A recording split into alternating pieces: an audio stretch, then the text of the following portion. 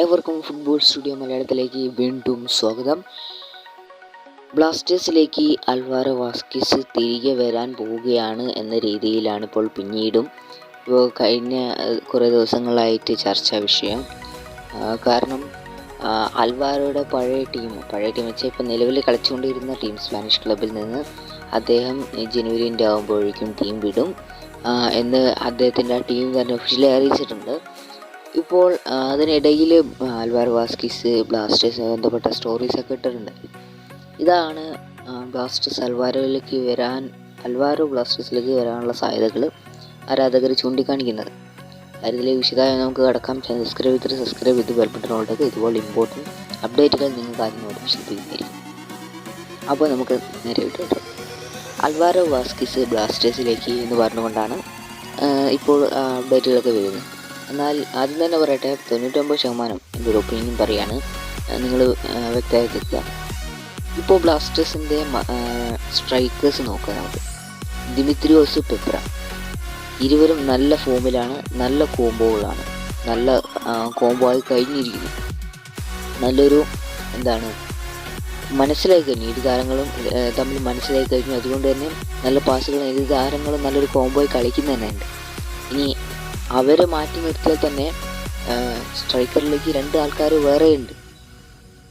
ഇഷാൻ പണ്ഡിതയും അതുപോലെ തന്നെ Rahul KP right wing ആണെങ്കിലും സ്ട്രൈക്കറായിട്ട് കളിക്കാൻ പറ്റുന്നൊരു താരം കൂടിയാണ്, അതിലൊരു സംശയവുമില്ല. ഇപ്പോൾ കുറച്ച് മോശം പ്രകടനം കാഴ്ചവെക്കുന്നത് കരുതി പെപ്രയും തുടക്കഘട്ടത്തിൽ മോശം പ്രകടനം കാഴ്ചവെച്ചു. അദ്ദേഹം 8-9 മത്സരത്തിൽ തൊട്ട് സെറ്റായി തുടങ്ങിയാണ്. അതുകൊണ്ട് തന്നെ ഒരു കാര്യമില്ല. രാഹുൽ കെപിക്ക് ചാൻസ് കിട്ടി തുടങ്ങിയതപ്പാണെന്നൊക്കെ ആരാധകർക്കും അറിയാമായിരിക്കും. ഉണ്ടെങ്കിൽ സെറ്റായിക്കോളും, അതിൽ കുറ്റപ്പെടുത്തേണ്ട ആവശ്യമൊന്നുമില്ല. അപ്പം നമ്മൾ പറഞ്ഞു വന്നത് അൽവാരോ വാസ്കിസിനെ കുറിച്ചാണ്. അപ്പം 4 സ്ട്രൈക്കേഴ്സ് ഓൾറെഡി ഉണ്ട്.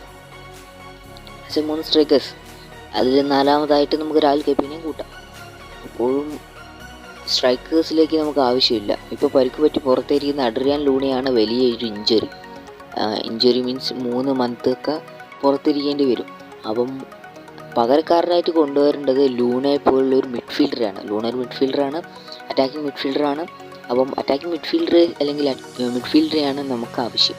അപ്പം സ്ട്രൈക്കേഴ്സിലേക്ക് ഒരു പകരക്കാരന് ആവശ്യമില്ല. നമുക്കിപ്പോൾ ആവശ്യമുള്ളത് മിഡ്ഫീൽഡറാണ്. അതുകൊണ്ട് തന്നെ മിഡ്ഫീൽഡിലേക്ക് അനുയോജ്യമായിട്ടുള്ളൊരു താരമായിരിക്കും വരാൻ സാധ്യത. കോച്ച് പറഞ്ഞിട്ടുണ്ട് ബ്ലാസ്റ്റേഴ്സിലേക്ക് എക്സ്പീരിയൻസ്ഡ് ആയിട്ടുള്ള അല്ലെങ്കിൽ ബ്ലാസ്റ്റേഴ്സ് കളിച്ചിട്ടുള്ള താരങ്ങൾ വരുന്നൊക്കെ പറഞ്ഞിട്ടുണ്ടാകാം. പക്ഷേങ്കിൽ എനിക്ക് തോന്നുന്നത് മിഡ്ഫീൽഡിലേക്കാണ് ഇപ്പോൾ ആവശ്യം ബ്ലാസ്റ്റേഴ്സിന്. അതുകൊണ്ട് തന്നെ ബ്ലാസ്റ്റേഴ്സ് വേറൊരു താരത്തിനായിരിക്കും കൊണ്ടുവരാൻ സാധ്യത കൂടുതൽ. അൽവാറിൻ്റെ ഏജൊക്കെ നോക്കുമ്പോൾ ഓവർ ഏജ് ആയിരുന്നു, 34-35 ആയിരുന്നില്ല. അതുകൊണ്ട് തന്നെ സാധ്യത കുറവാണ്. പിന്നെ സ്ട്രൈക്കറിലേക്ക് ആവശ്യമില്ല, അൽവാരോ ഒരു സ്ട്രൈക്കറാണ്. നമുക്ക് മിഡ്ഫീൽഡിലേക്കാണ് ആവശ്യം, ഒരു ഫോറിങ്ങിൻ്റെ സപ്പോർട്ട്. അപ്പം കണ്ടു തന്നെ അറിയാം. എന്തായാലും നിങ്ങൾ നിങ്ങളുടെ ഒപ്പീനിയൻ കമൻറ്റ് രൂപത്തിൽ രേഖപ്പെടുത്തുക. സബ്സ്ക്രൈബ് ചെയ്ത് വീഡിയോകളൊക്കെ യൂസ്ഫുൾ ആക്കിയെന്ന് മറക്കണ്ട. മറ്റു വീഡിയോ കണ്ടിട്ടാണ്. Thanks for watching.